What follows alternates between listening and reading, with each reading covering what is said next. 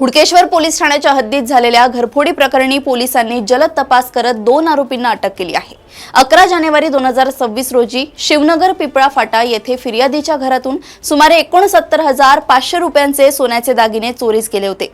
CCTV footage, तांत्रिक माहिती आणि गुप्त बातमीदारांच्या माहितीनुसार पोलिसांनी मोहम्मद फहीम अन्सारी व मोहम्मद खालिद अन्सारी या दोघांना 27 जानेवारी रोजी अटक केली आहे।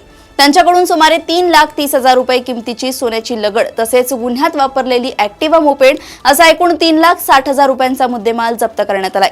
ही कारवाई हुडकेश्वर पोलीस ठाण्याचे एपीआय पपिन रामटेके व त्यांच्या पथकाने केली असून पुढील तपास सुरू आहे। पोलीस हुडकेश्वर हद्दीतून दिनांक 11/1/26 जानेवारी रोजी घरफोडीचा गुन्हा दाखल केला। फिर्यादी ईश्वर चंद्रभान चांदेकर यांच्या फिर्यादीवरून आम्ही गुन्हा दाखल केला चोरी, ज्यामध्ये जवळजवळ 48 ग्राम सोन्याचे दागिने चोरी केलेले होते।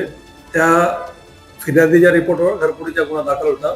या गुन्ह्यात आमचे डीबी पथकाचे एपीआय रामटेके व टीमने तांत्रिक एनालिसिस करून ह्यामध्ये 2 आरोपी, एक मोहम्मद फहीम वल्द मोहम्मद सुभान अन्सारी आणि दुसरा मोहम्मद खालिद वर कमरुद्दीन अन्सारी, या 2 आरोपींना सदर गुन्ह्यात आम्ही अटक केलेला आहे आणि गुन्ह्यातून गेलेला जवळजवळ 33 ग्राम सोन्याची लगड आम्ही जप्त केलेली आहे।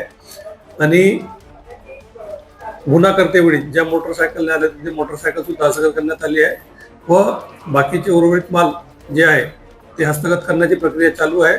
आरोपी सध्या 2 दिवस PCR मध्ये आहे आणि बाकीचे गुन्हा रिकव्हरी करून पुढील कारवाई करण्याची चालू आहे। यापैकी जे आरोपी क्रमांक 1 आहे फहीम, याच्यापूर्वी 2 गुन्हे दाखल आहे आणि जो खालिद आहे याच्यावर गुन्हे नाही आहे। आमचा जे गुन्हा दाखल आहे त्यापैकी हा 3रा गुन्हा आहे, म्हणजे गुन्ह्यापूर्वी 2 गुन्हे त्याच्यावर दाखल आहे।